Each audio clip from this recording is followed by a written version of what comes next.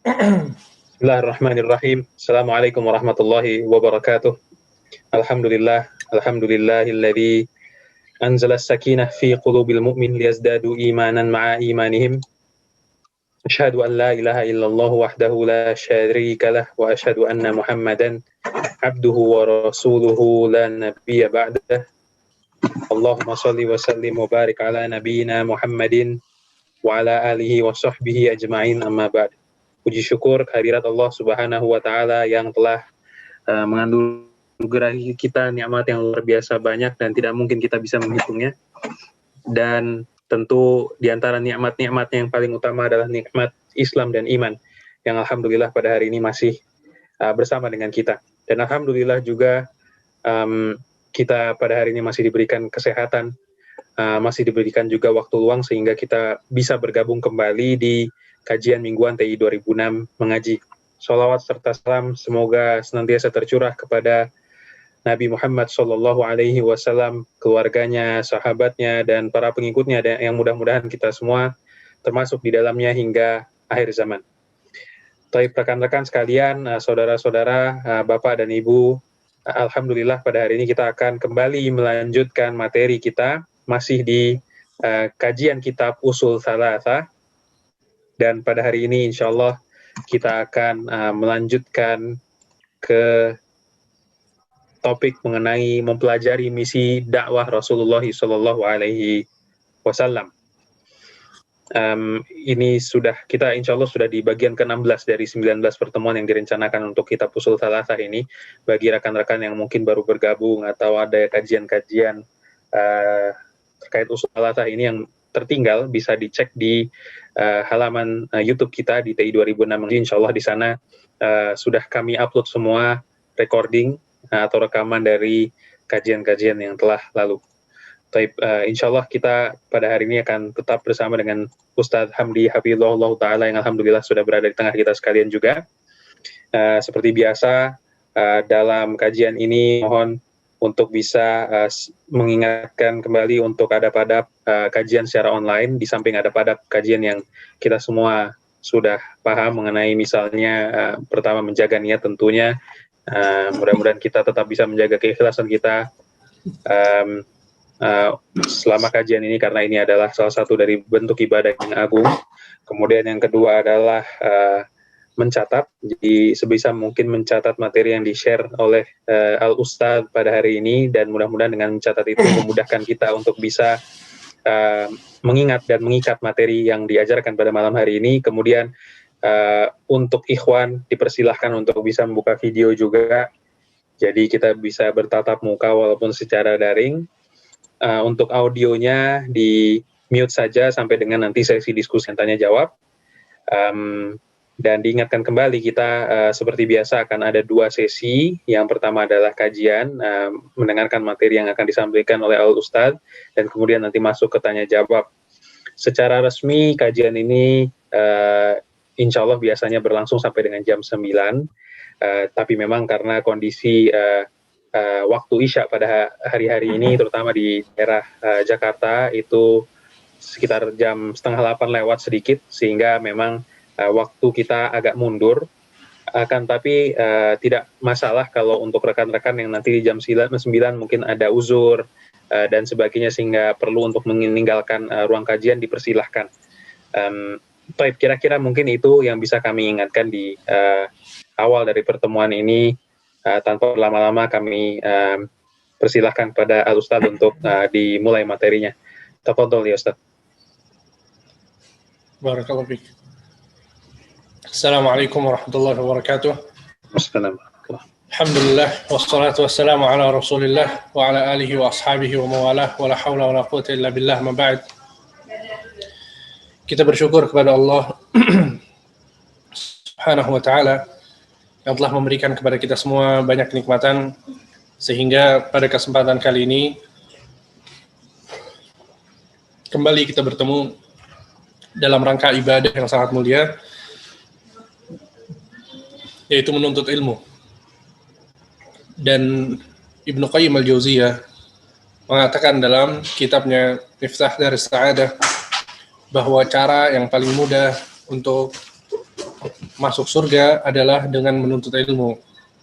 Sehingga menuntut ilmu bukan perkara yang remeh, bukan perkara yang ringan.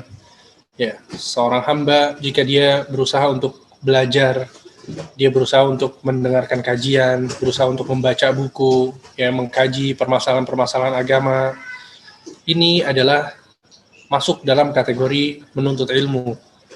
Dan menuntut ilmu merupakan ibadah yang mulia. Allah Subhanahu wa taala banyak memuji ilmu, banyak memuji ahli ilmu. Sebagaimana Nabi Shallallahu alaihi wasallam pun demikian. Banyak sekali di hadis-hadis beliau, ya, beliau memuji ilmu, memuji orang-orang yang menuntut ilmu, orang-orang yang berilmu. Karena pada hakikatnya hanya dengan ilmu seseorang itu bisa berjalan di atas kebaikan. Dan yang kita lakukan pada saat ini adalah bagian dari menuntut ilmu. Sehingga jangan lupa untuk mengikhlaskan niat, ya, antum berusaha mengikhlaskan niat untuk mendengarkan kajian ini, dan ana berusaha untuk mengikhlaskan niat dalam menyampaikan kajian ini. Dan kita masuk ke pembahasan yang terakhir, ya, dari 3 landasan utama. Sebagaimana yang sudah kita ketahui bersama bahwa kitab usul tsalatsa, ya, artinya adalah 3 landasan utama atau 3 pondasi utama dalam beragama, yaitu mengenal Allah, mengenal agama Islam, dan mengenal Nabi Muhammad. Adapun mengenal Allah dan mengenal agama Islam itu sudah kita lalui bersama pembahasannya, dan sekarang kita masuk ke pembahasan yang ketiga, yaitu mengenal Nabi Muhammad Shallallahu Alaihi Wasallam. Penulis mengatakan, Al-aslu tsalits ma'rifatu nabiyikum Muhammadin sallallahu alaihi wasallam. Landasan yang ketiga adalah mengenal nabi kalian, yaitu Muhammad sallallahu alaihi wasallam. Kata beliau, wa huwa Muhammad ibnu Abdullah, ya, beliau adalah Muhammad bin Abdullah ibni Abdul Muttalib, ya, anak dari Abdul Muttalib bin Hashim, ya, dan anak dari Hashim. Ini adalah nasab Nabi Muhammad SAW, bahwa beliau adalah Muhammad bin Abdullah bin Abdul Muttalib bin Hashim, ya. Dan kita lihat, ya, betapa orang-orang Arab itu mereka memperhatikan nasab mereka. Dan ini satu hal penting yang perlu kita pelajari bersama. Satu hal penting yang perlu kita pelajari bersama.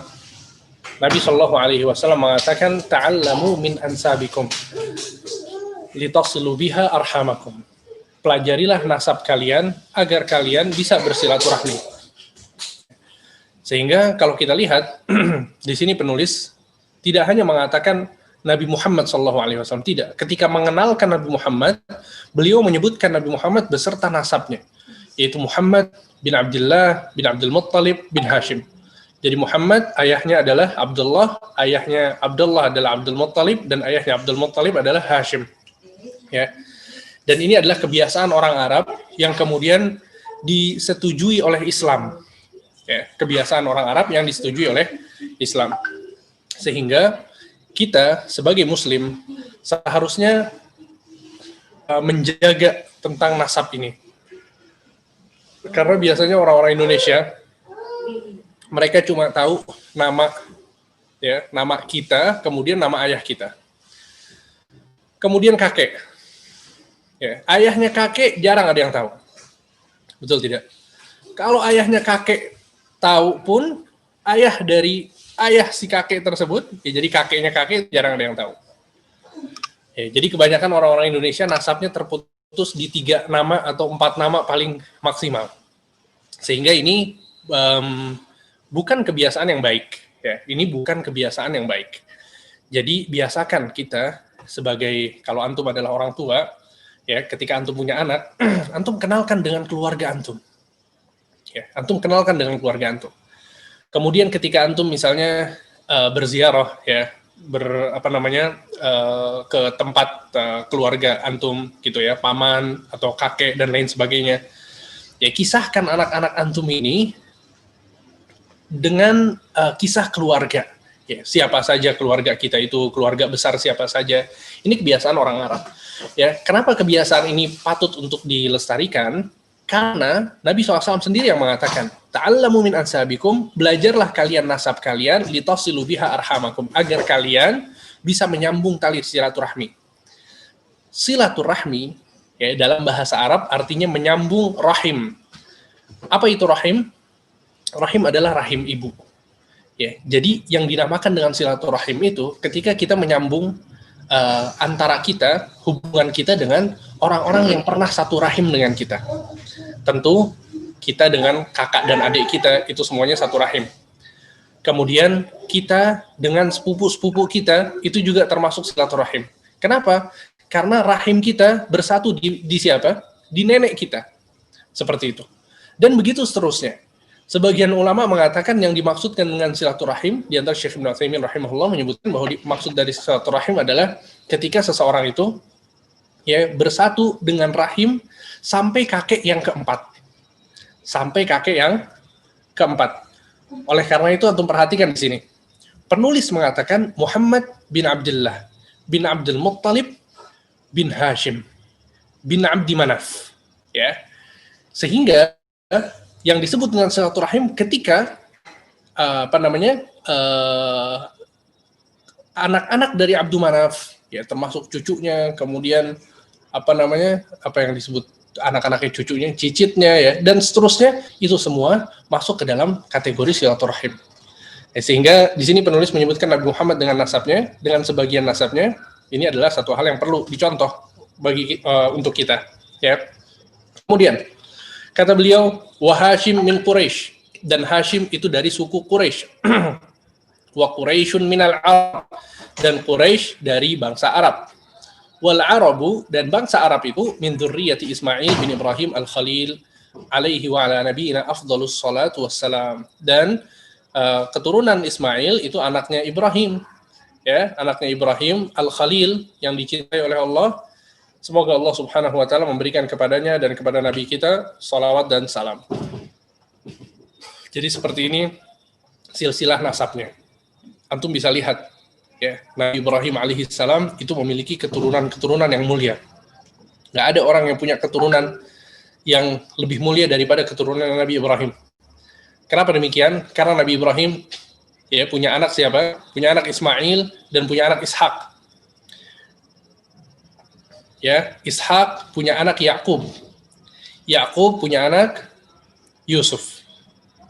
Antum lihat dari sisi Ishak itu Nabi Yusuf bin Yakub bin Ishak bin Ibrahim. Hebat ya, nasabnya luar biasa. Ini nggak jarang-jarang ini. Bahkan nggak ada orang yang punya nasab sedemikian mulia. Yusuf bin Yakub bin Ishak bin Ibrahim. Ayah, kakek, buyutnya semuanya nabi. Allahu Akbar. Ada di antara antum punya nasab demikian? Nggak ada ya. Oleh karena itu Nabi SAW pernah mengatakan, wahai Rasulullah, siapa itu orang yang paling mulia? Apa kata Nabi SAW? Yusuf, orang yang paling mulia. Apa maksudnya mulia? Karena dia adalah, kata Nabi, Karim, Ibnu Karim, Ibni Karim, Ibnu Karim. Beliau adalah seorang yang mulia, anak dari seorang yang mulia, anak dari seorang yang mulia, dan anak dari seorang yang mulia. Ya, nasabnya itu perfect sekali. Kemudian itu dari sisi Ishak. Dan dari sisi Ismail, Nabi Ibrahim juga punya anak Ismail. Dari sisi Ismail keluarlah Nabi Muhammad SAW. Ya, sehingga Nabi Ibrahim ini sangat berkah sekali. Ya, keturunannya itu sangat berkah sekali. Ya. Maka Nabi Muhammad SAW termasuk dari keturunan Nabi Ismail, ya, yang merupakan anak dari Ibrahim alaihissalam. Kemudian kata beliau, walahu minal umri 63 sanah. Beliau memiliki umur 63 tahun. Ya, jadi Nabi Muhammad itu umurnya 63 tahun. Minha arba'una qabla nubuwah wa 23 nabiyyan wa rasula. 40 tahun sebelum beliau menjadi nabi, dan 23 tahun beliau menjadi nabi dan rasul. Ya, jadi ini adalah umur Nabi Shallallahu Alaihi Wasallam. Dari 63 tahun, 40 tahun pertama Beliau adalah manusia biasa. Ya, bukan nabi dan bukan rasul. Kemudian 23 tahun terakhir, beliau adalah nabi dan rasul. Ya. Dan ini merupakan pelajaran penting bagi kita ya, kawan, tentang masalah dakwah.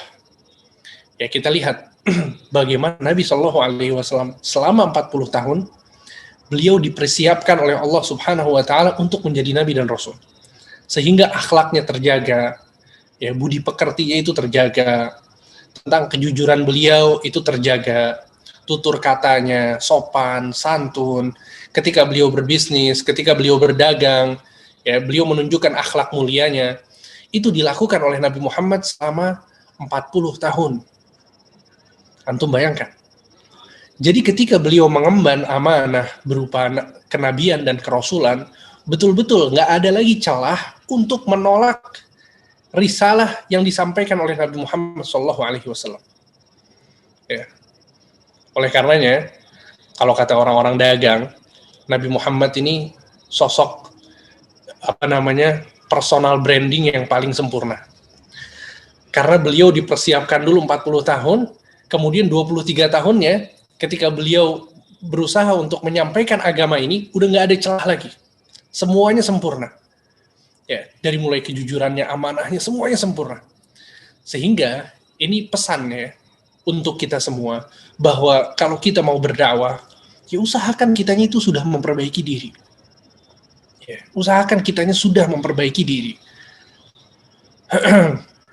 Sehingga ini akan lebih mudah untuk diterima oleh orang yang kita ajak kepada kebaikan. Kalau kita misalnya mau mengajak ya orang lain kepada kebaikan, ya usahakan kita itu sudah melakukan kebaikan tersebut. Ya, sebisa mungkin.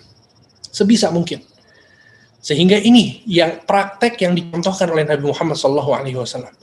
Beliau orang yang sangat sempurna dalam akhlaknya, dalam budi pekertinya, dalam muamalah sama orang lain. Ketika beliau berdakwah, orang-orang semuanya percaya. Ya, begitu juga kita. Kita entah itu dalam keluarga kita, ya, atau misalnya sama teman-teman kita dan lain sebagainya. Kalau kita mau ngajak kebaikan, usahakan kita sudah melakukannya. Ini bukan berarti orang yang masih berdosa kemudian tidak berdakwah, atau orang yang belum sempurna tidak berdakwah, atau orang yang masih suka melakukan kemaksiatan tidak berdakwah, tidak. Tapi kita sekarang berbicara tentang sosok Nabi Muhammad SAW sebagai pelajaran bagi kita yang ingin mengajak orang lain kepada kebenaran. Ini yang dilakukan oleh Nabi SAW. Ya, walaupun sekali lagi itu bukan syarat. Oleh karena itu sebagian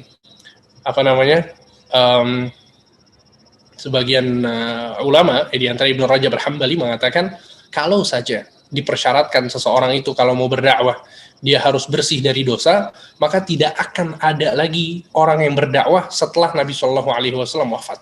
Ya, nggak akan ada lagi. Karena tipikal manusia itu suka berdosa.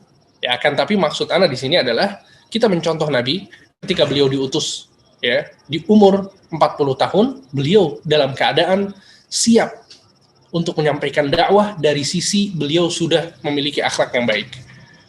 Kemudian kata penulis, nubbi abi Iqra wa ursila bil muddathir wa baladuhu Makkah wa hajara ilal Madinah.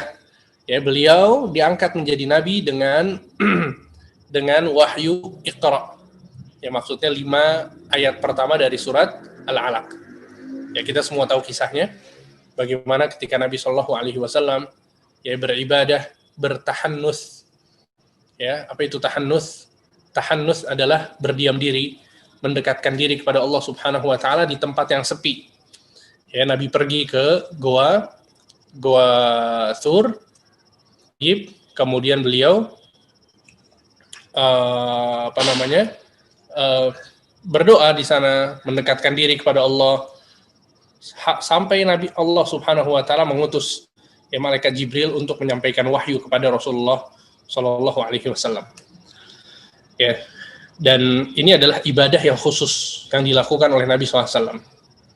Sehingga sebagian orang ada yang salah paham. Ada orang pergi ke Goa kemudian bertapa di sana. Ketika ditanya mana dalilnya Nabi SAW dulu juga bertapa di Goa. Ya, ini merupakan satu ibadah yang kekhususan Nabi SAW. Dan saat Nabi SAW melakukan ibadah tersebut, waktu itu Islam belum turun. Ya, waktu itu belum turun Al-Quran, belum ada As-Sunnah. Nabi SAW belum diangkat menjadi Nabi. Ya, sehingga kita lihat para sahabat radhiyallahu anhum tidak melakukan hal yang demikian.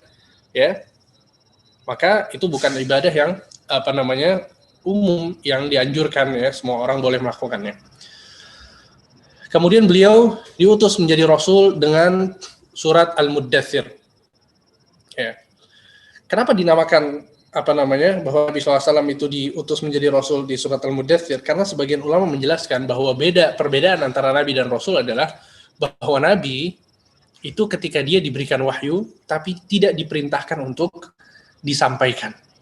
Akan tapi ketika seorang itu menjadi Rasul, dia diutus oleh Allah untuk menyampaikan risalah. Maka kalau kita lihat dari surat Iqra dan Al-Muddathir, bedanya adalah bahwa di dalam surat Al-Muddathir yang diturunkan kepada Nabi SAW, Nabi SAW diperintahkan untuk berdakwah. Ya, Nabi SAW diperintahkan untuk berdakwah. Kemudian kata penulis, huwa baladuhu Makkah, dan kota atau negerinya Nabi adalah Makkah. Wa hajara ilal Madinah, kemudian beliau berhijrah dari Makkah menuju Madinah. Ba'athahullah bin nadharati 'ani syirki wa yad'u ila tauhid. Masya Allah. Kata penulis, beliau, maksudnya Nabi Muhammad SAW, diutus oleh Allah untuk memperingati manusia dari kesyirikan dan untuk menyeru manusia kepada tauhid.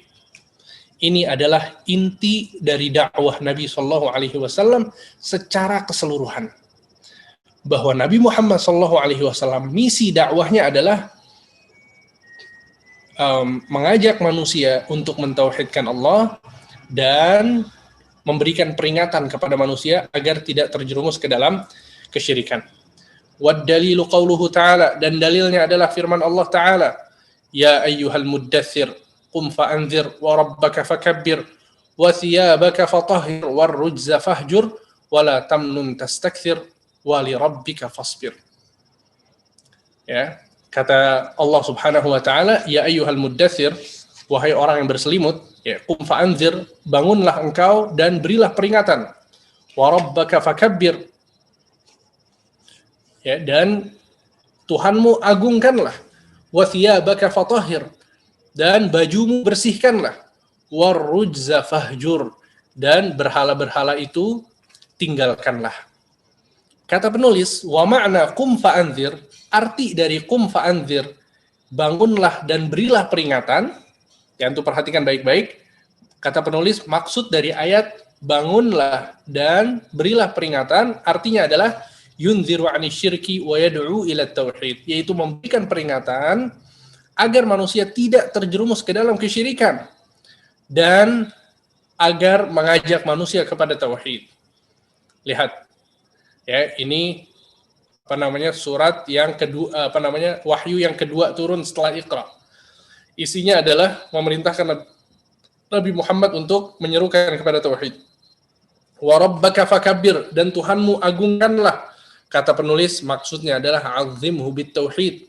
Agungkanlah Tuhanmu dengan tauhid. Dan tidak ada pengagungan untuk Allah yang lebih besar daripada dengan mentauhidkan Allah Subhanahu wa taala. Enggak ada. Ya. Kita bisa melakukan berbagai macam ibadah. Di situ ada sholat, ada puasa, ada zakat, ada zikir, ada menyembelih, dan seterusnya. Tapi yang terbesar untuk mengagungkan Allah adalah dengan mentauhidkan Allah. Ketika kita tidak beribadah kepada siapapun selain Allah. Ketika kita percaya hanya kepada Allah. Kita yakin bahwa doa kita hanya dijawab oleh Allah Subhanahu wa taala. Kita tidak menjadikan kuburan-kuburan sebagai tempat meminta. Kita tidak menjadikan berhala-berhala sebagai tempat meminta. Kita tidak jadikan, ya, orang-orang yang soleh kemudian dikultuskan dan dijadikan tempat untuk meminta. Tidak. Kita meminta hanya kepada Allah Subhanahu wa taala. Nabi SAW mengatakan, "Idza sa'alta fas'alillah wa idza ista'anta fasta'in billah." Kalau engkau meminta, maka mintalah kepada Allah. Dan jika engkau meminta pertolongan, mintalah pertolongan kepada Allah. Tidak berharap kecuali kepada Allah, tidak takut kecuali kepada Allah, tidak bertawakal kecuali kepada Allah. tidak beristi'anah, isti'adzah, istighatsah kecuali kepada Allah, tidak melakukan inabah, tidak melakukan taubat kecuali untuk Allah Subhanahu wa taala, bernazar hanya untuk Allah, menyembelih hanya untuk Allah Subhanahu wa taala. Qul inna salati wa nusuki wa mahyaya wa mamati lillahi rabbil alamin la syarikalah. Wa bidzalika umirtu ana minal muslimin. Ana awwalul muslimin. Kata Allah Subhanahu wa taala, katakanlah, sesungguhnya salatku, sembelihanku, kehidupan dan kematianku hanya untuk Tuhan alam semesta. La syarikalah, tidak ada sekutu baginya. Wa bidzalika umirtu wa ana awwalul muslimin. Dan seperti itulah aku diperintahkan dan aku termasuk orang-orang yang pertama berserah diri kepada Allah. Sehingga ini adalah bentuk pengagungan kepada Allah yang paling besar, yaitu ketika kita mentauhidkan Allah. Kita tidak mensekutukan Allah. Kita nggak datang kepada dukun, kita nggak percaya sama jimat-jimat, kita nggak percaya sama rajah-rajah atau yang lain sebagainya. Kita hanya percaya kepada Allah, hati kita hanya bergantung kepada Allah Subhanahu wa taala. Ini adalah sebesar-besarnya pengagungan dari seorang hamba kepada Allah Azza wa Jalla. Dan ini yang Allah Subhanahu wa taala perintahkan ketika Allah mengutus Nabi Muhammad menjadi rasul. Wa rabbaka fakabbir. Tuhanmu dan Tuhanmu agungkanlah. Maksudnya adalah mengagungkan Tuhannya Nabi Muhammad, itu Allah, dengan mentauhidkannya. Wa thiyabaka fatahhir. Dan bajumu bersihkanlah. Kata penulis, maksudnya adalah bersihkanlah amalan-amalanmu dari kesyirikan. Yaitu maksud dari membersihkan baju. Warrujza fahjur. Ar-rujzu al-asnam, ya, dan berhala-berhala tinggalkanlah. Wa hajruha tarkuha wa ahliha wal bara'atu minha wa ahliha. Dan meninggalkan sesembahan selain Allah, meninggalkan berhala-berhala, yaitu dengan meninggalkan berhalanya dan orang-orang yang menyembah berhala tersebut. Thayyib, antum pahami baik-baik. Jadi ketika Nabi SAW diperintahkan untuk meninggalkan berhala, bukan berarti cuma berhalanya aja, tapi kemudian masih bermesraan, masih berkasih sayang sama orang-orang yang menyembah berhala. Tidak. Sehingga diperintah dari Allah adalah menjauhkan berhala dan orang-orang yang menyembah berhala. Ini adalah dua hal, ya ikhwan, yang nggak bisa dipisahkan. Antara kesyirikan dengan pelaku kesyirikan.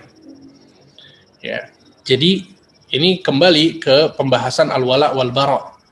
Ketika kita memahami konsep rasa cinta dan rasa benci di dalam Islam. Ya, jadi yang dibenci itu bukan cuma kekufurannya, yang dijauhi itu bukan cuma kesyirikannya, bukan cuma perayaan-perayaan kekufurannya, tapi orang-orangnya juga kita harus jauhi. Ya, nggak boleh dijadikan teman dekat, sahabat karib, ya.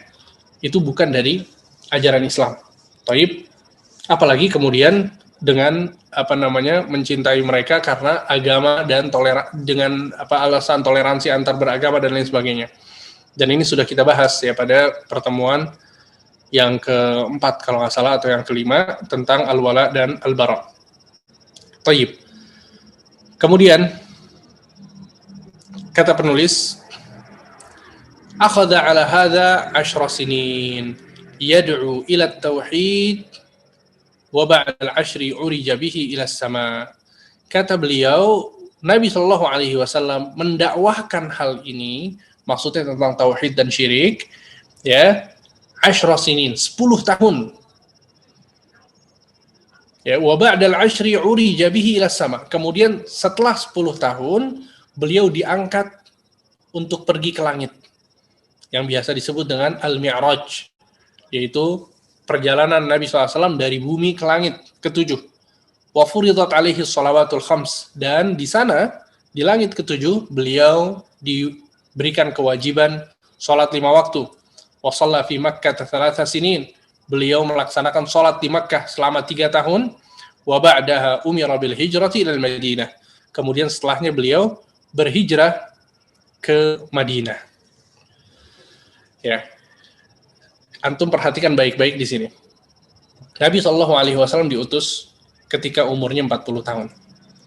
Kemudian diutus dengan risalah berupa tauhid dan agar memperingati manusia dari bahaya kesyirikan. Itu dilakukan selama berapa tahun? Di sini dikatakan oleh penulis, selama 10 tahun.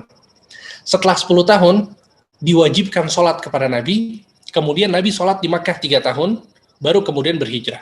Berarti beliau di Makkah itu berapa tahun? 13 tahun. Ya, 10 tahun sebelum diwajibkannya sholat, 3 tahun setelah diwajibkannya sholat. Jadi 13 tahun, Nabi SAW berdakwah di Makkah.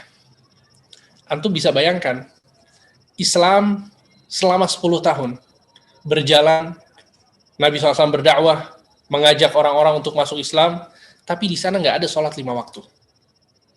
Kebayang nggak kira-kira? Sholat itu baru diwajibkan ketika tahun ke-10 dari kenabian Nabi dan kerasulan Nabi SAW. Jadi 10 tahun nggak ada sholat 5 waktu. Bukan berarti sholat 5 waktu itu nggak penting, tidak, sama sekali. Akan tetapi ini menunjukkan bahwa pondasi agama yang paling penting adalah tauhid. Adalah syahadat bahwasanya tiada Tuhan selain Allah dan bahwasanya Nabi SAW adalah utusan Allah. Ini adalah yang paling penting dari agama kita. Karena sebagian orang salah paham. Ada sebagian orang yang memahami bahwa agama Islam ini adalah agama yang menitik beratkan akhlak. Sehingga yang didakwahkan selalu akhlak, kebaikan, cara tutur kata, ya, cara hubungan dengan manusia, hubungan dengan suami istri, hubungan dengan keluarga. Ini adalah bagian dari Islam. Kita nggak bisa memungkiri. Dan Nabi SAW berdakwah untuk menjelaskan tentang hal ini. Akan tapi kalau kita berbicara tentang pondasi, kita berbicara tentang hal yang paling penting, paling prinsip di dalam Islam, maka jawabannya adalah tauhid. Ya, ketika seseorang itu menjadikan Allah Subhanahu wa Ta'ala satu-satunya Tuhan, ketika dia tidak menduakan Allah dalam segala hal apapun, dia tidak meyakini bahwa ada yang bisa menurunkan hujan kecuali Allah. Dia tidak meyakini bahwasanya ada selain Allah yang bisa memberikan rizki, bahwa ada selain Allah yang bisa mengetahui hal yang gaib. Kalau kita tak pengen tahu uang kita hilangnya di mana, atau ada hal yang pengen kita ketahui kemudian kita pergi ke dukun, ini melanggar tauhid, melanggar pondasi dan asas Islam. Sehingga agama Islam adalah agama yang dibangun di atas tauhid, dan ini adalah misi dari dakwah Nabi Muhammad SAW. Bukan cuma Nabi SAW, bahkan nabi-nabi sebelum Rasulullah SAW, sebelum Muhammad, semuanya mengajarkan umat-umatnya untuk bertauhid dan menjauhkan kesyirikan. Coba antum perhatikan beberapa ayat yang anak akan sebutkan. Yang pertama, surat An-Nahl ayat 36. Allah Subhanahu wa Ta'ala berfirman, "Wa ma arsalna min qablika min rasulin illa nuhi ilaihi annahu la ilaha illa ana fa'budun." Kata Allah Subhanahu wa Ta'ala dalam surat An-Nahl ayat 36, "Tidaklah kami mengutus seorang rasul sebelummu, wahai Muhammad, kecuali kami wahyukan kepadanya bahwasanya tiada Tuhan yang berhak disembah kecuali aku, maka sembahlah aku." Lihat, ayat ini menjelaskan bahwa seluruh nabi tanpa terkecuali ketika diutus sama Allah, pasti Allah kasih misi yang sama, yaitu menyeru manusia agar mentauhidkan Allah. Ini ayat yang pertama. Ayat yang kedua, surat Al-Anbiya ayat 25. Allah berfirman, "Walaqad ba'atsna fi kulli ummatin rasulan an i'budullaha wajtanibut taghut." Sungguh, kata Allah, telah kami utus pada setiap umat seorang rasul. Sungguh telah kami utus pada setiap umat seorang rasul. Kata para ulama, ini adalah dalil yang menunjukkan bahwa tidak ada satu umat pun kecuali sudah ada rasul yang diutus di sana. An i'budullah wajtanibut taghut. Apa misinya? Kata Allah, agar mereka mengatakan, sembahlah Allah dan jauhilah sesembahan selain Allah. Lihat, seluruh rasul seruannya sama, yaitu menyeru kepada tauhid dan memperingati manusia dari kesyirikan. Ayat yang ketiga, surat Al-A'raf ayat 59. Kata Allah Subhanahu wa Ta'ala, "Laqad arsalna Nuhan ila qaumihi faqala ya qaumi i'budullah ma lakum min ilahin ghairuh." Sungguh kami telah mengutus Nuh kepada kaumnya. Kemudian Nuh mengatakan kepada kaumnya, "Ya qaumi, wahai kaumku, u'budullah, beribadahlah kepada Allah, sembahlah Allah, ma lakum min ilahin ghairuh. Sesungguhnya kalian tidak memiliki Tuhan selain Allah. Lihat, misinya Nabi Nuh adalah tauhid. Kemudian dalam surat Al-A'raf ayat 65, Nabi SAW bercerita tentang Nabi Hud. Kata Allah, Nabi Hud mengatakan, "U'budullah ma lakum min ilahin ghairuh." Sembahlah Allah dan tidak ada Tuhan selain Allah yang bisa kalian sembah. Kemudian dalam surat Al-A'raf ayat 73, Allah bercerita tentang Nabi Saleh. Nabi Saleh mengatakan, "U'budullah ma lakum min ilahin ghairuh." Sembahlah Allah. Sungguhnya kalian tidak memiliki Tuhan kecuali Allah. Ya, Nabi Saleh mengatakan kepada kaumnya. Kemudian dalam surat Al-A'raf ayat 85, Allah mengkisahkan tentang Nabi Syuaib yang berkata kepada kaumnya Madian, "U'budullah ma lakum min ilahin ghairuh." Sembahlah Allah, beribadahlah kepada Allah, sesungguhnya kalian tidak memiliki Tuhan selain Allah. Sehingga ini adalah dakwahnya para nabi dan rasul secara keseluruhan, tanpa terkecuali. Semuanya menyeru kepada tauhid dan menjelaskan manusia tentang bahaya kesyirikan. Ya, antum bisa lihat. Sehingga kalau kemudian ada seseorang yang mau berdakwah, tapi fokusnya bukan tauhid, maka dakwahnya adalah dakwah yang keliru. Ya. Seorang yang berdakwah, dia mendakwahkan tentang hal-hal yang berkaitan dengan keislaman secara menyeluruh, jelaskan tentang sholat, puasa, akhlak yang baik, ya, hubungan suami istri misalnya, hubungan keluarga, kemudian tentang fikih muamalah misalnya, jual beli dan lain sebagainya. Semua itu masuk dalam kategori Islam. Akan tapi yang kita bicarakan adalah fokus dakwahnya di mana? Visi dan misinya apa? Maka jawabannya harus sama semuanya. Jangankan kita, orang yang berdakwah hanya manusia biasa. Para nabi dan rasul, mereka punya misi yang jelas, yaitu agar manusia mentauhidkan Allah, menjadikan Allah satu-satunya Tuhan yang berhak untuk disembah. Ya. Sehingga ini yang dilakukan oleh Nabi SAW ketika beliau berdakwah. Tadi kita sebutkan bagaimana Nabi SAW diutus sebagai Rasul untuk mendakwahkan tauhid dan memperingati manusia dari kesyirikan. Oleh karena itu, ada seorang sahabat, ya, yang bernama Rabi'ah bin Abbad Ad-Diyali. Beliau bercerita bahwa dahulu awal-awal Nabi SAW berdakwah, ya, ketika Nabi SAW baru saja diutus, ya, menjadi Rasul gitu, aku melihat Rasulullah SAW berkeliling, ya, di Makkah, kemudian mengatakan kepada manusia yang ada di sana, "Ya ayuhan nas, innallaha azza wa jalla ya'murukum an ta'buduhu wa la tusyriku bihi syai'an."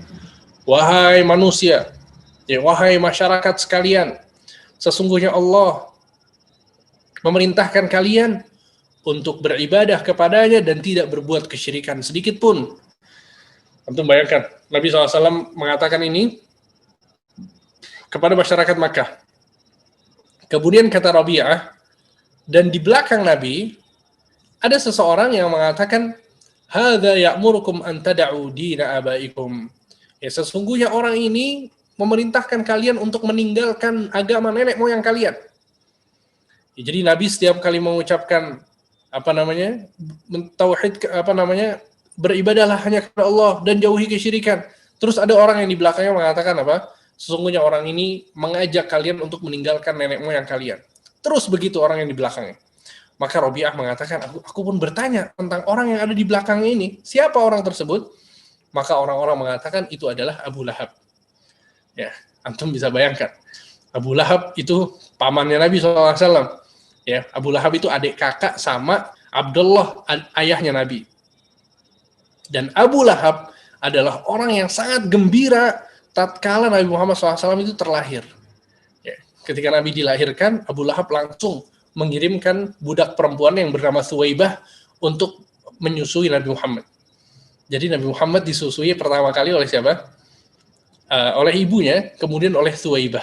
Thuwaibah itu budak perempuannya Abu Lahab. Saking Abu Lahab itu cintanya sama ayahnya Nabi Muhammad, yaitu Abdullah. Jadi ketika anaknya lahir, yaitu Muhammad lahir, Abu Lahab sangat senang. Tapi lihat, antum lihat, Ya, ketika yang didakwahkan adalah tauhid, maka paman yang tadinya mencintai ponakannya berubah. Ya, apa yang didakwahkan oleh ponakannya, pamannya menyeru kepada yang sebaliknya. Allahul musta'an. Dan hadis ini sahih diriwayatkan oleh Imam Ahmad, disahihkan oleh Al-Hakim. Ya. Maka dari sini kita mengetahui betapa para nabi dan rasul, kemudian Nabi Shallallahu Alaihi Wasallam pun demikian, ya, senantiasa berdakwah kepada Allah Subhanahu Wa Taala dengan menyerukan tauhid. Jadi fokus dakwah Nabi ketika Nabi Shallallahu Alaihi Wasallam di Makkah itu adalah tauhid selama 13 tahun. Jadi antum bisa bayangkan, sebagaimana yang tadi sebutkan, sholat itu baru diwajibkan tahun ke-10. Jadi cuma 3 tahun orang-orang sholat. Kemudian zakat itu belum ada di Makkah sama sekali. Puasa juga belum ada di Makkah sama sekali. Kemudian harta waris, pembagian waris belum ada, apalagi haji dan umrah. Ya, ketika itu belum ada ketika di Makkah. Jadi apalagi hal-hal yang berkaitan dengan jual beli dan lain sebagainya, kemudian pengharaman khamr, ya, kemudian hukum-hukum seperti rajam, kisos, potong tangan bagi yang mencuri, dan seterusnya, itu semuanya nanti turunnya di Madinah. Ya, sehingga ini sangat terlihat sekali bagaimana fokus Nabi SAW dakwahnya ketika di Makkah itu adalah tauhid.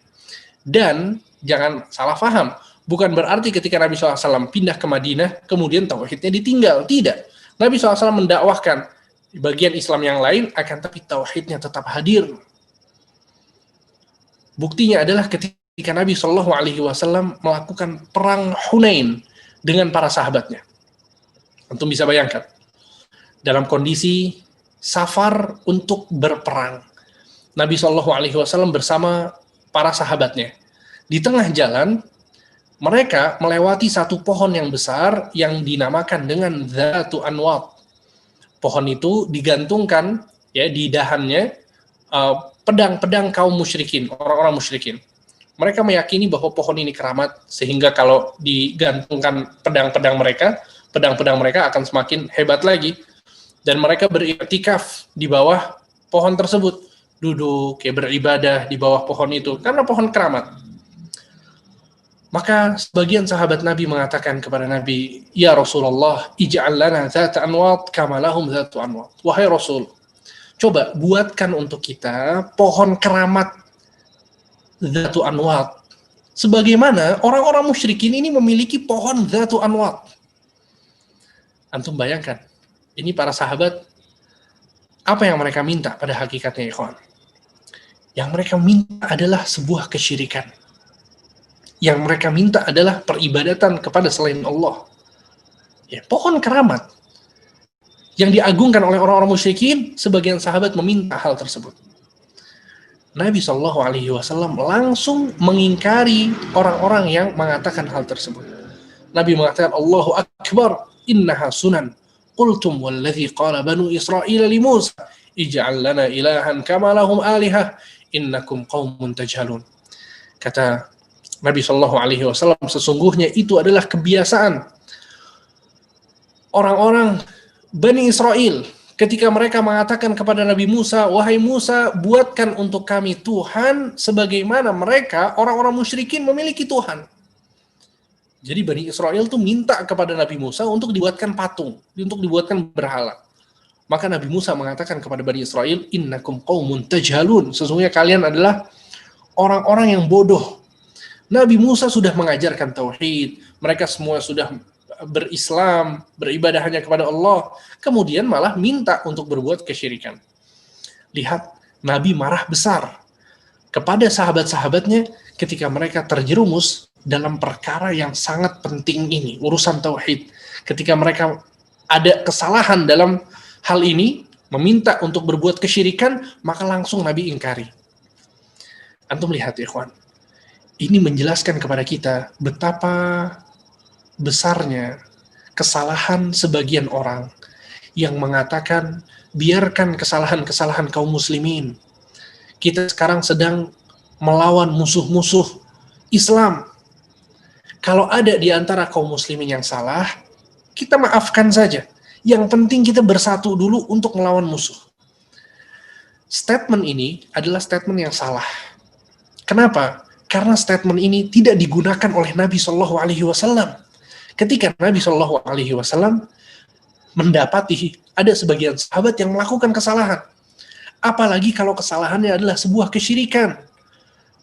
Dan di konteks ini, di kisah yang tadi Ana sebutkan, para sahabat belum melakukan kesyirikan. Mereka baru meminta. Tapi Nabi SAW sudah marah kepada mereka. Nabi nggak mengatakan, sudah, ya, kita maafkan, toleransi, biarkan saja dulu, yang penting kita lawan musuh dulu nih, orang musyrikin. Tidak, Nabi tidak mengatakan demikian. Tapi Nabi SAW di tempat tersebut, di waktu yang sama, di tempat yang sama, Nabi mengingkari mereka. Ya, karena Nabi SAW tahu bahwa nggak mungkin kita bisa menang melawan orang-orang kafir kalau masih di antara kaum muslimin ada yang berbuat kesyirikan. Nggak mungkin kita bisa diberikan kejayaan oleh Allah. Nggak mungkin kita diberikan kekuasaan oleh Allah. Kaum muslimin nggak bakal berkuasa. Kalau di antara mereka masih banyak yang percaya sama dukun, ya, yang datang ke kuburan kemudian meminta berdoa, ya, di sana berdoa kepada selain Allah, kemudian tawakalnya bukan kepada Allah, ini nggak mungkin tolong sama Allah Subhanahu wa Ta'ala. Sehingga kita mengerti betul dari kisah-kisah ini bahwa visi dan misi dari dakwah Nabi SAW yang paling utama adalah mendakwahkan manusia kepada tauhid. Ya, dan bahkan sebelum Nabi SAW wafat, ya ikhwan, sebelum Nabi SAW wafat, di detik-detik terakhir sebelum beliau wafat, nanti ini akan kita kisahkan ya di beberapa pertemuan yang akan datang, mungkin 2 pertemuan lagi tentang kisah wafat Nabi SAW. Bahwa Nabi SAW sebelum wafat, apa yang beliau katakan? La'natullah alal Yahudi wan Nasara. Semoga Allah melaknat orang-orang Yahudi dan Nasrani. Ittakhadhu qubur anbiya'ihim masajid. Karena mereka telah menjadikan kuburan nabi-nabi mereka sebagai masjid. Ya. Nabi SAW mau mengkanter umatnya agar tidak terjerumus ke dalam kesyirikan. Ya, sehingga jalan-jalan menuju kesyirikan itu ditutup. Ya, nggak boleh kuburan dibangun menjadi masjid. Ya, itu adalah salah satu hal yang merupakan wasilah bisa menjerumuskan seorang kepada kesyirikan dan dilarang oleh Nabi Shallallahu Alaihi Wasallam. Taib. Ya, sehingga inilah dakwahnya Nabi SAW. Oleh karena itu, ketika Nabi SAW mau mengutus seorang sahabat untuk pergi berdakwah, ya, contohnya adalah Mu'adz bin Jabal, diutus oleh Nabi Shallallahu Alaihi Wasallam untuk berdakwah ke Yaman. Coba antum perhatikan, apa wasiat Nabi untuk Mu'adz ketika mau berdakwah? Kata Nabi SAW, ya, innaka ta'ti qauman min ahli kitab. Wahai Mu'adz, sesungguhnya engkau akan mendatangi masyarakat dari kalangan ahli kitab. Falyakun awwala ma tad'uuhum ilaihi an yuwahhidullah. Jadikanlah yang pertama yang engkau ajak mereka adalah kepada tauhid dan mentauhidkan Allah Subhanahu wa Ta'ala. Jadi tauhid yang paling pertama yang Nabi perintahkan kepada Mu'adz untuk jadikan misi dakwahnya. Ya, sehingga ini adalah hakikat dari dakwah Nabi Muhammad Sallallahu Alaihi Wasallam ketika beliau di Mekah sampai bahkan ketika beliau itu di Madinah. Ya, semoga apa yang disampaikan bermanfaat dan insya Allah pada pertemuan yang akan datang kita akan membahas tentang hijrahnya Nabi Sallallahu Alaihi Wasallam secara umum. Kemudian kita akan membahas makna hijrah lebih dalam lagi pada pertemuan yang akan datang. Wallahu ta'ala alam wa sallallahu ala nabi Muhammad wa ala alihi wa sahbihi ajma'in. Kalau ada yang mau bertanya, Ana persilahkan. Baik, jazakallahu khairan Ustaz atas penjelasannya. Mudah-mudahan kita semua bisa memetik hikmah yang sudah disampaikan lewat materi. Baik, sebelum kita masuk tanya jawab, ada beberapa pengumuman yang mungkin kita dari panitia akan sampaikan. Yang pertama, sebagaimana biasa kajian ini diingatkan kembali ini untuk umum. Jadi dipersilahkan bagi antum semua bisa mengundang rekan-rekan, keluarga, kerabat untuk bisa join di kajian ini yang mendatang, terutama di setiap Kamis malam Pak Isya. Terus kemudian yang kedua, ini mungkin pengumuman yang sedikit berbeda. Jadi berhubung di Indonesia saat ini qadarullah sedang dilanda banyak bencana alam, seperti yang di Majene, kemudian di Kalimantan, dan seterusnya. Nah, kami berinisiatif dari Panitia TI 2006 Mengaji untuk menyalurkan infak sosial yang kita kumpulkan setiap minggunya pada minggu ini ke ke bencana alam tersebut. Jadi insya Allah kita akan eksekusi di besok. Jadi bagi antum semua yang masih ingin berdonasi via Panitia TI 2006 Mengaji, insya Allah kita tunggu sampai besok siang sebelum kita salurkan kepada lembaga yang memang kredibel untuk menyalurkan bantuan kepada korban bencana alam. Baik, barangkali itu beberapa pengumuman yang penting. Kita masuk ke sesi tanya jawab. Mungkin penanya langsung terlebih dahulu, silahkan jika ada yang ingin bertanya. Tafadhol masykurun.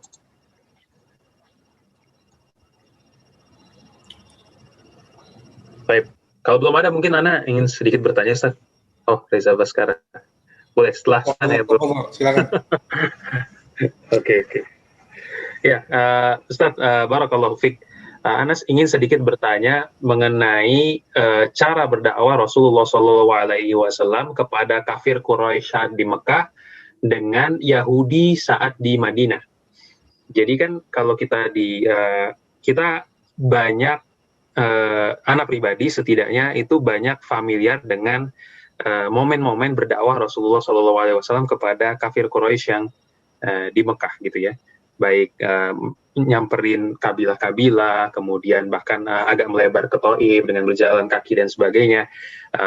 Jadi kelihatan memang ada usaha door to door gitu ya, pintu ke pintu, kabilah ke kabilah dan seterusnya. Nah, mungkin Ana yang kurang ilmunya, tapi saat di Madinah, Ana tidak mengingat ada momen-momen yang mirip seperti itu di Yahudi. Bahkan yang Ana ingat, seingat Ana di awal-awal setelah hijrah, mungkin nanti akan dibahas di banyak pertemuan berikutnya, setelah hijrah yang dibentuk oleh Rasulullah SAW itu lebih banyak ke semacam kontraktual dengan hidup berdampingan dengan Yahudi. Jadi tentang bagaimana semacam perjanjian politik lah dengan kabilah-kabilah Yahudi yang ada di sana, Bani Nadir dan sebagainya. Walaupun nanti kemudian di belakang ada peperangan dengan Yahudi yang membelot dan sebagainya ya. Cuma apakah benar memang nuansa dakwah yang di door to door seperti di kafir Quraisy itu minim terjadi di Yahudi Madinah, dan kalaupun iya, apa hikmah yang bisa kita petik, Ustaz? Kenapa berbeda gitu kan? Padahal sama-sama kafir gitu kan? Ya, baik. Masya Allah ya, pertanyaan yang bagus. Dan untuk memahami hal ini, ya betul kata antum ya, kita harus betul-betul membaca secara keseluruhan ya tentang praktek dakwah Nabi Shallallahu Alaihi Wasallam. Dan Nabi Shallallahu Alaihi Wasallam melakukan semua hal itu ya untuk orang-orang kafir Makkah, dan begitu juga untuk orang-orang kafir yang ada di Madinah. Ya, sehingga pada dasarnya Nabi Shallallahu Alaihi Wasallam tidak membedakan, dan Allah Subhanahu Wa Taala tidak membedakan antara kekufuran orang yang musyrikin dan kekufuran orang-orang Yahudi dan Nasrani. Semuanya orang-orang kafir.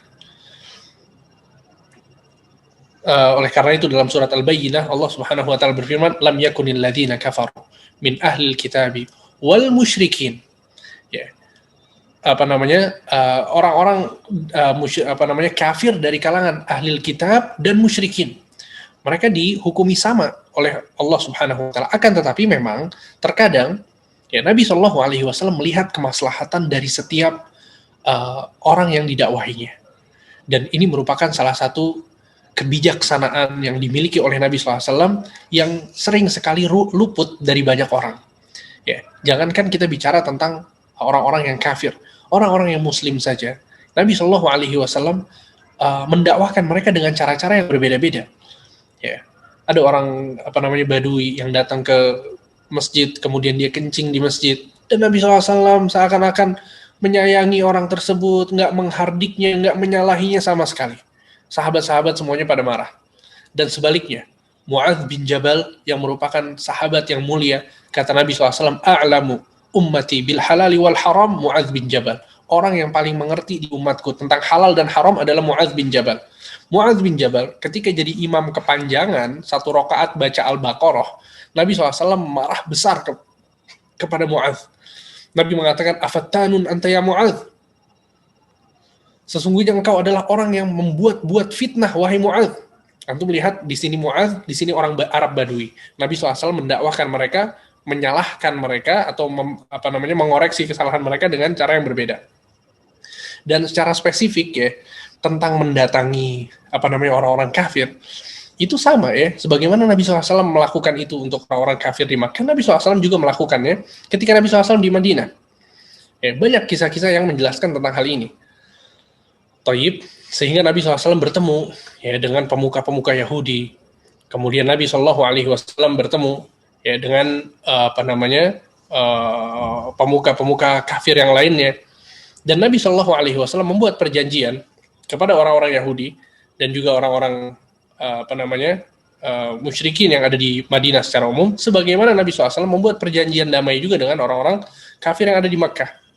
Dan juga ketika Nabi SAW di Makkah itu, Nabi SAW ketika itu belum punya katakanlah belum punya negeri, belum punya kekuasaan sama sekali. Beda halnya ketika beliau di Madinah.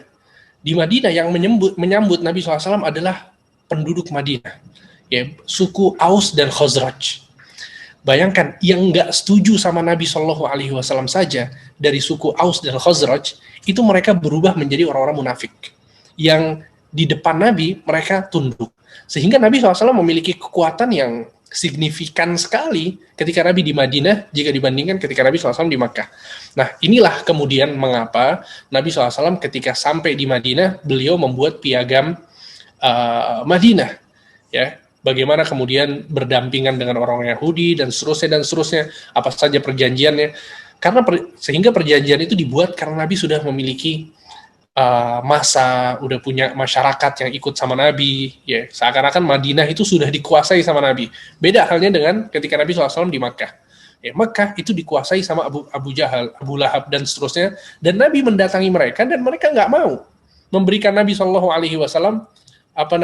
bagian dari Makkah tersebut. Ya, oleh karena itu kemudian Nabi dicaci, dihina, didiskreditkan gitu, posisi beliau ketika di Makkah. Begitu juga sahabat-sahabatnya ada yang dibunuh dan lain sebagainya. Sehingga jangankan untuk membuat suatu perjanjian, ya mereka menjalankan agamanya saja susah. Taib. Dan itulah kenapa kemudian Nabi SAW hijrah dari Makkah menuju Madinah. Gitu ya. Semoga mencerahkan, wallahu alam. Baik, jazakallahu khairan atas jawabannya. Kita ke penanya berikutnya, silakan Bro Reza. Ya, terima kasih kamu. Assalamualaikum warahmatullahi wabarakatuh. Assalamualaikum.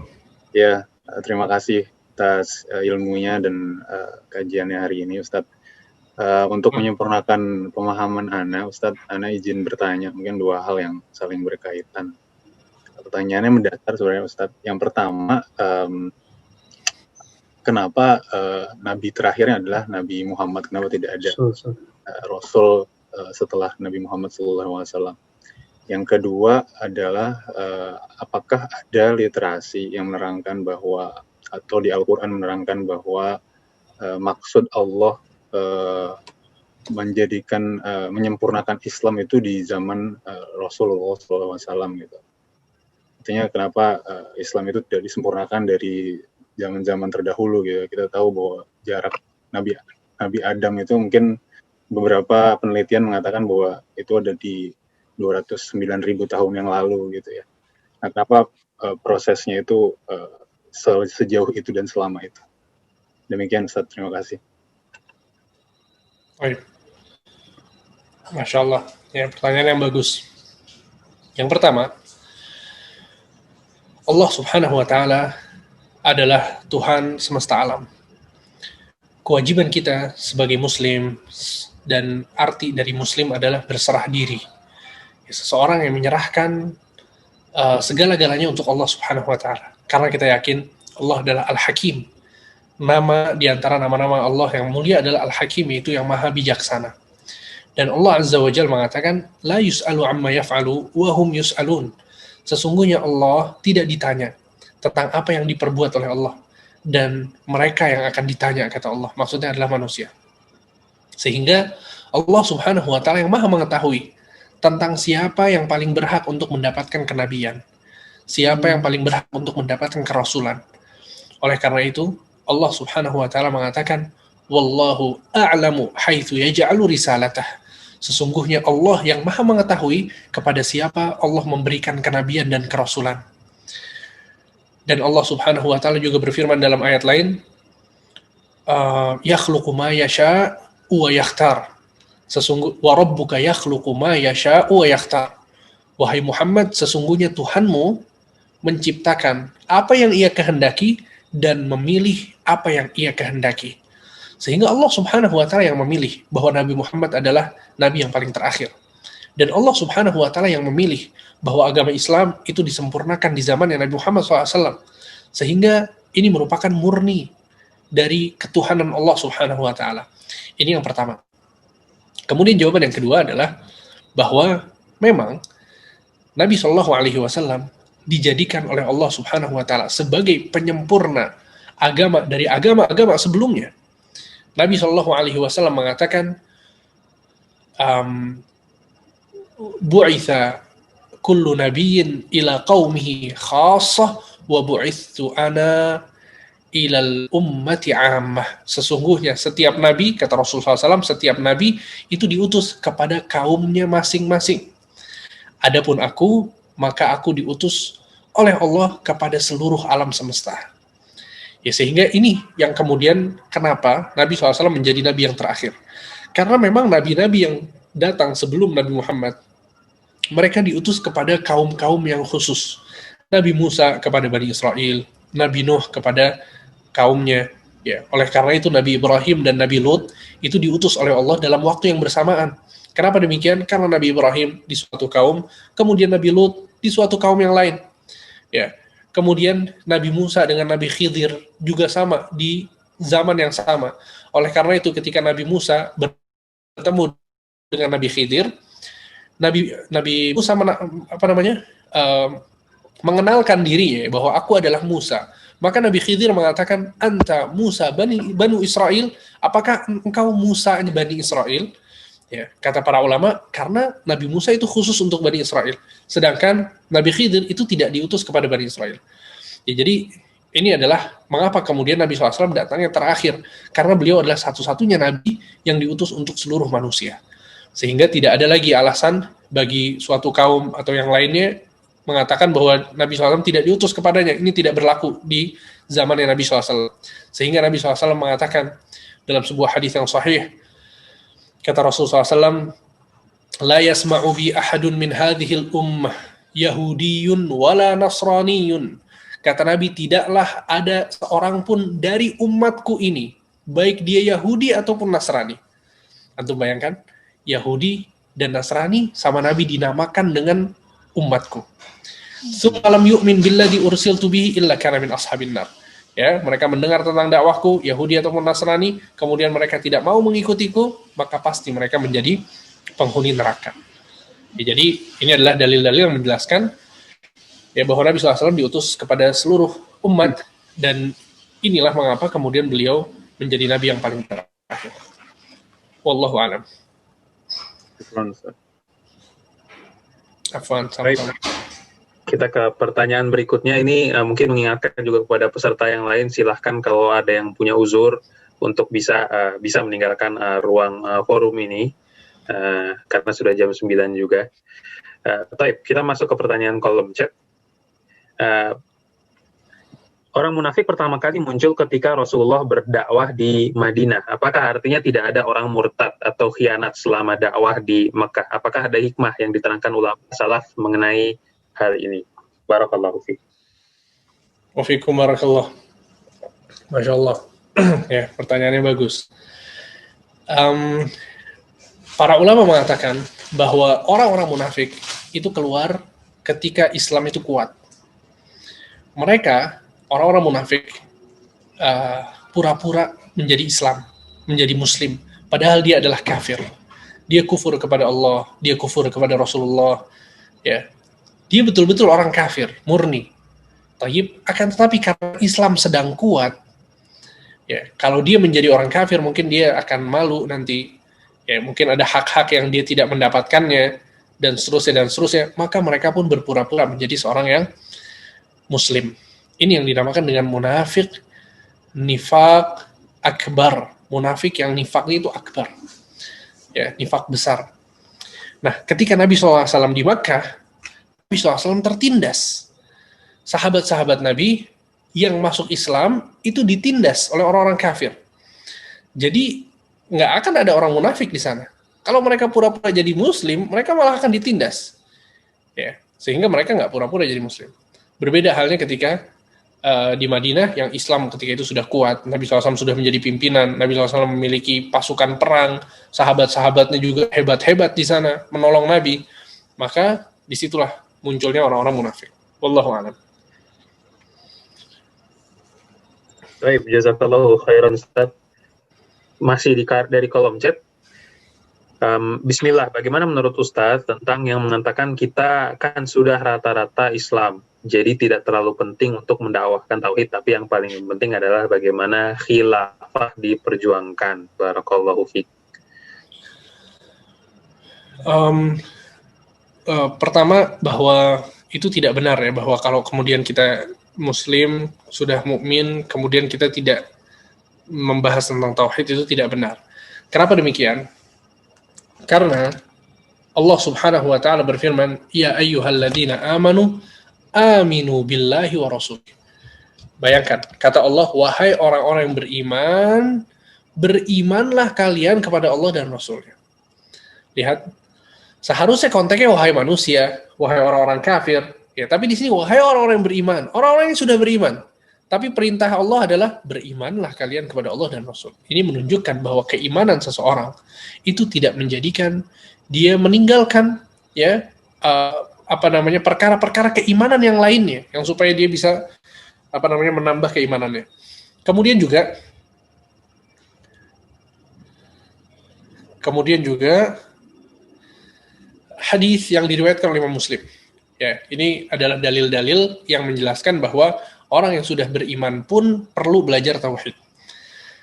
Kata seorang sahabat yang bernama Auf bin Malik al-Ashja'i, kata beliau, suatu hari kita, ya, sedang bersama Nabi SAW. Ya, kita ini maksudnya ada 9 orang, 10 orang, dan kita baru saja membaiat Nabi. Maksudnya semuanya sudah dalam kondisi Islam, sudah membaiat Nabi, sudah menjadi sahabat Nabi. Maka Rasulullah SAW mengatakan, "Ala tubayi'una Rasulullah?" Maukah kalian membaiat Rasulullah? Maka kami pun mengatakan, kata Abu Malik al-Ashja'i, "Qad baya'naka ya Rasulullah." Kami sudah membaiatmu wahai Rasulullah. Kemudian Rasul mengatakan lagi, "Ala tubayi'una Rasulullah?" Maukah kalian membaiat Rasulullah?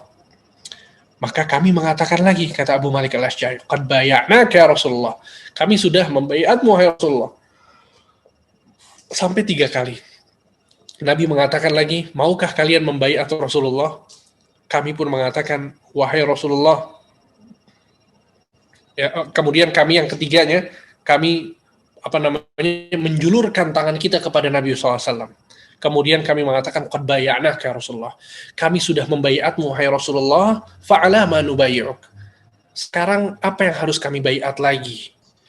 Apa kata Nabi? "Ala an ta'budullah wa la tusyriku bihi syai'a. Was salawatil khams wa tuti'u wa la tas'alun nasa syai'a." Kemudian kata Nabi, aku ingin kalian membaiatku untuk beribadah kepada Allah dan tidak berbuat kesyirikan kepadanya sedikit pun. Antum bayangkan. Mereka sudah membaiat, maksud sudah membaiat berarti sudah masuk Islam. Sudah berjanji kepada Rasulullah SAW untuk beribadah hanya kepada Allah dan tidak berbuat kesyirikan. Tapi Nabi memerintahkan mereka lagi untuk memperbaharui baiat mereka agar beribadah hanya kepada Allah dan tidak berbuat kesyirikan sama sekali. Ini menunjukkan bahwa orang walaupun dia sudah paham tauhid, dia harus belajar tauhid lagi. Orang walaupun dia sudah muslim, dia harus terus belajar tentang keislaman, tentang syahadat, itu harus terus diulang sampai dia wafat. Ya, adapun tadi mengatakan bahwa yang terpenting sekarang adalah khilafah. Ya, apa yang dimaksud dengan khilafah? Banyak orang salah paham. Sebagian orang memahami bahwa khilafah adalah tujuan. Kita semua kaum muslimin tujuan kita adalah menguasai, ya, menjadi khalifah. Ya akhi, khilafah adalah wasilah dan bukan tujuan. Khilafah adalah wasilah yang dengannya kita bisa menjadikan Allah satu-satunya Tuhan yang berhak untuk disembah. Ini yang dimaksudkan dengan khilafah. Khilafah itu kepemimpinan, yang dengan kepemimpinan ini kita mentauhidkan Allah. Faham ya? Jangan kemudian dibalik. Khilafah, kepemimpinan adalah tujuan. Akhirnya untuk mencapai kepemimpinan ini, dia harus melalui pelanggaran-pelanggaran syariat. Dia harus menanggalkan tauhidnya. Ya, sebagian orang dia mau jadi pimpinan, kemudian dia mencalonkan dirinya, tayyib, akhirnya dia mau nggak mau harus mengikuti adat istiadat orang yang di sekitarnya. Kenapa? Kalau nggak mengikuti, nanti dikira intoleran. Akhirnya dia nggak dipilih oleh sebagian orang, sehingga dia harus menanggalkan keislamannya, menanggalkan tauhidnya demi mendapatkan kepemimpinan. Jadi ini satu hal yang penting untuk difahami, bahwa kepemimpinan atau khilafah itu merupakan wasilah dan bukan ghayah, bukan tujuan. Kemudian berbicara tentang khilafah, Anda mau sebutkan satu ayat, yaitu surat An-Nur ayat 55. Untuk perhatikan baik-baik. Kata Allah Subhanahu wa taala, "Wa'adallahu alladhina amanu minkum wa 'amilus shalihat la yastakhlifannahum fil ardi kama istakhlafa alladhina min qablihim wa la yumakkinanna lahum dinahum alladhi irtadha lahum wa la yubaddilannahum min ba'di khawfihim amna."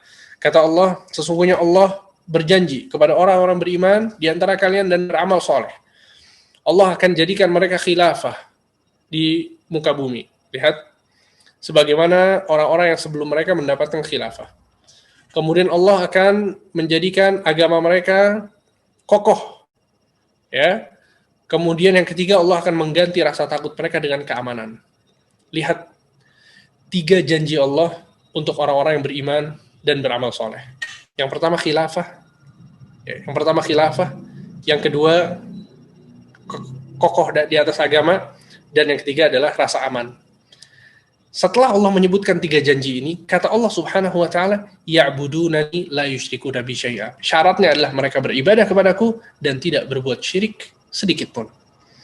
Lihat, kalau mau dapat khilafah, maka harus tauhidnya bagus dan tidak berbuat syirik. Ini dalam surat An-Nur ayat 55.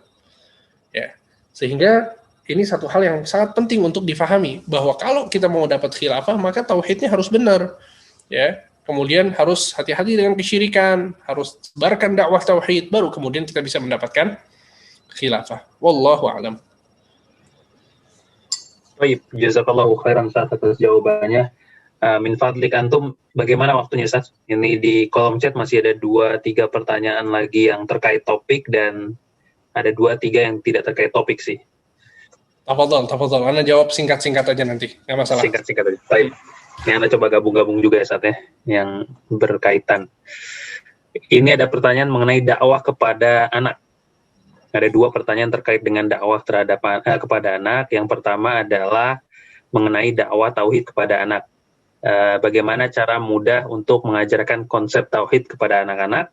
Kemudian yang kedua adalah bagaimana menjelaskan dakwah Rasul kepada anak, khususnya yang terkait dengan peperangan, yang juga sebenarnya bagian dari dakwah yang sangat penting untuk diajarkan. Yang pertama, dakwah tauhid kepada anak, coba dimulai dengan asma wa sifat. Dimulai dengan asma wa sifat dalam artian menyebutkan nama-nama Allah yang baik, nama-nama Allah yang mulia, kemudian sifat-sifat Allah yang maha tinggi, itu dikenalkan kepada anak. Contoh misalnya nama Ar-Razzaq. Di antara nama Allah adalah Ar-Razzaq misalnya. Allah itu Ar-Razzaq. Apa arti Ar-Razzaq? Razzaq artinya maha memberi rizki. Jadi kamu kalau mau minta uang, kalau mau dapat sesuatu, mau dapat mainan, maka mintanya kepada Allah. Hal-hal yang seperti ini itu sangat baik sekali untuk dijadikan metode yang mengajarkan anak-anak tauhid.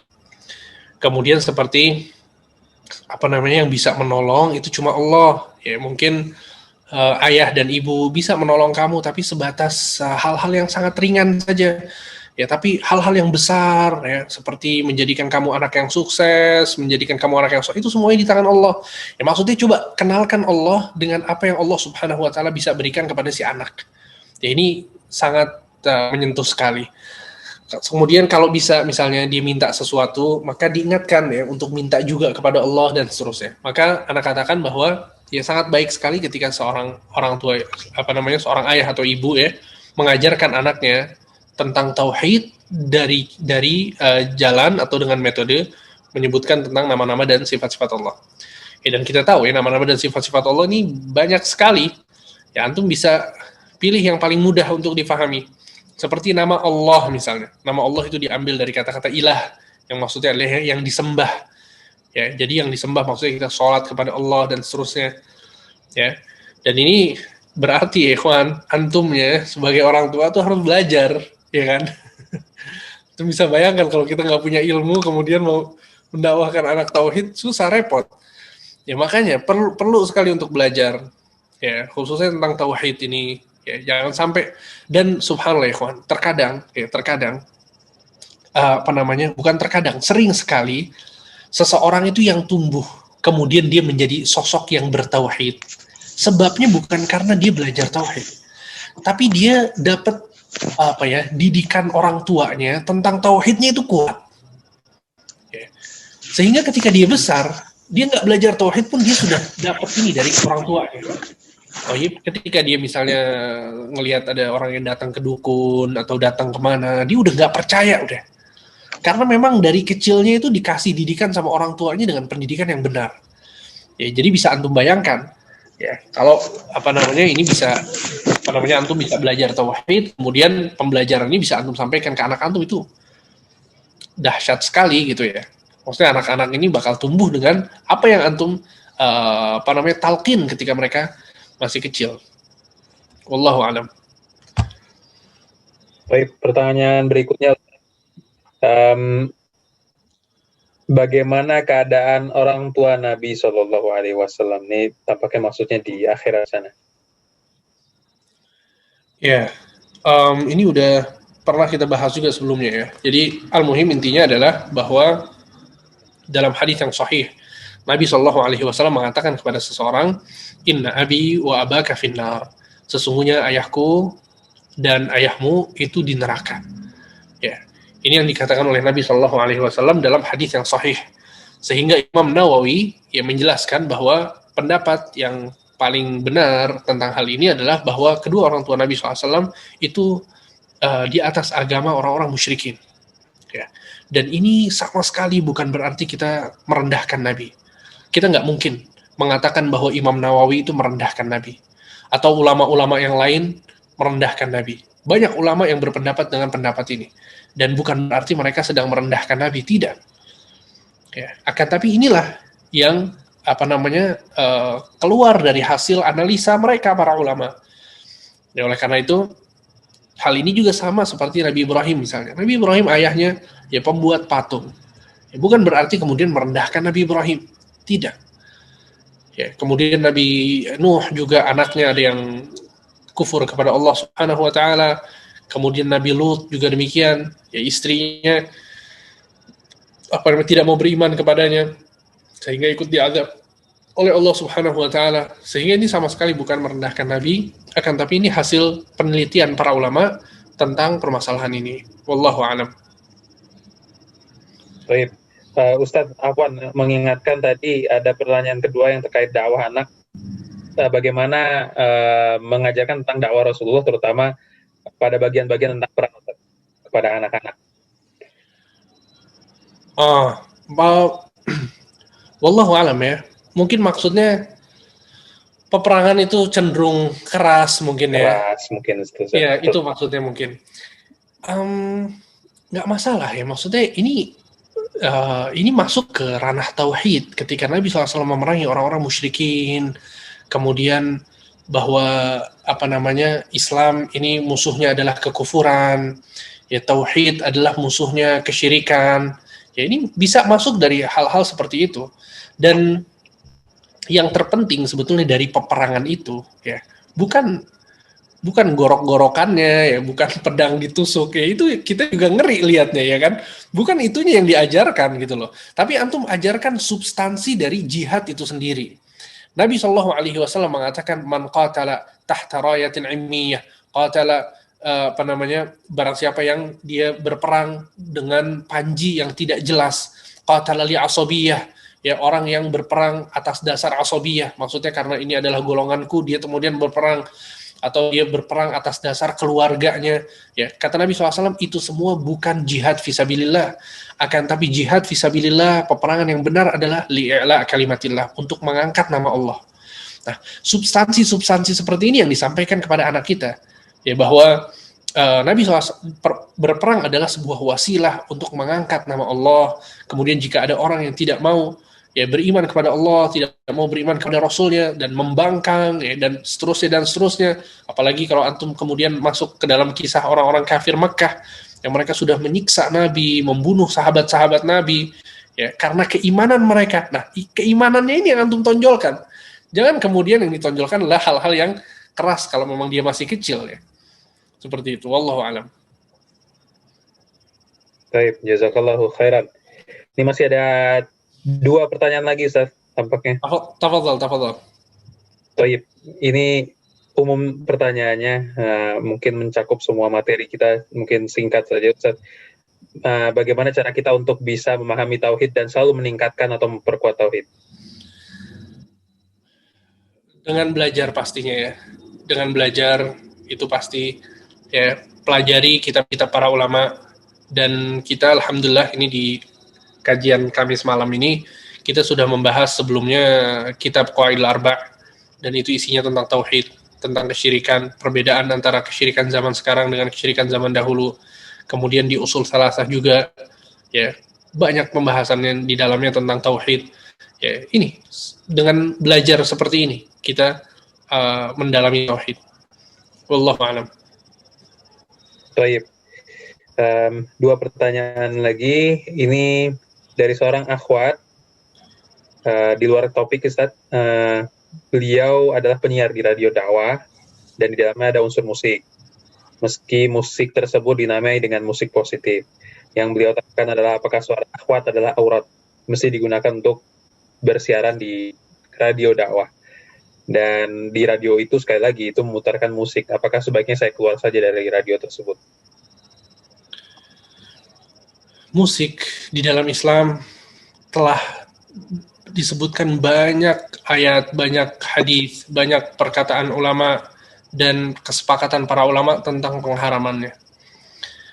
Ya, insya Allah dalam beberapa waktu ke depan, Ana dan Ustadz Muhammad Khalid Syar'i bakal keluar, insya Allah, tayang tentang pembahasan masalah musik ini secara mendetail kita bahas. Intinya, analisa para ulama, ada 5 ayat Al-Quran, ada 14 hadis yang mengharamkan musik, ada 20 perkataan sahabat yang mengharamkan musik, dan ada 31 ijma' ulama, kesepakatan para ulama yang mengharamkan musik. Jadi bisa dibayangkan, ya, Nabi SAW mengatakan la ya'tiyanna alaikum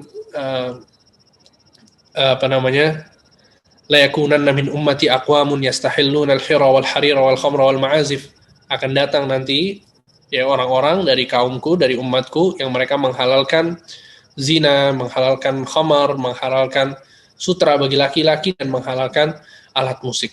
Ya, sehingga kalau Nabi mencela orang-orang yang menghalalkan musik, berarti hukum musik adalah haram. Tayyib, sehingga musik itu nggak bisa disatukan dengan dakwah. Ya, betapa kurang ajarnya kita, ya, ketika sesuatu yang haram itu dicampur adukkan dengan sesuatu yang mulia, ya, sehingga nggak layak, ya, bagi kita untuk mendukung program-program tersebut. Sehingga wallahu alam, Ana nggak tahu secara konkret seperti apa siaran yang anti lakukan, tapi kalau memang itu kemudian disetel musik di sana, ya, kemudian ada hal-hal yang dan itu adalah sesuatu yang diharamkan oleh Allah, maka nggak boleh berkecimpung dalam program tersebut. Ya, nggak boleh berkecimpung dalam program tersebut. Apalagi pekerjaannya adalah yang menyiarkan, gitu kan, menjadi host. Maka wallahu alam, ya pendapat ana, kalau ana lihat dari sekilas pertanyaannya, maka ana katakan lebih baik keluar. Tapi kalau kemudian mau lebih detail lagi, tentu ana harus tahu sisi-sisi lain dan seperti apa konkretnya dari pekerjaan tersebut. Tapi secara umum, ketika di situ masih ada musiknya, disiarkan musik di sana, maka lebih baik keluar. Ya wallahu a'lam. Baik, jazakallahu khairan Ustaz atas jawabannya. Pertanyaan terakhir Ustaz, ini terkait fikih puasa. Jika seseorang sengaja istinsyak dengan kencang saat Ramadan karena hidungnya mampet nih, lalu ada air yang masuk ke tenggorokan tanpa ada niat ingin minum sebenarnya, tapi hal ini terjadi lebih dari sekali. Adakah kewajiban qada? Barakallahu fikum. Ya, baik. Nabi SAW mengatakan wabalighu fil istinsyak illa an takuna shaiman. Dan bersungguh-sungguhlah tatkala beristinsyak kecuali dalam keadaan berpuasa.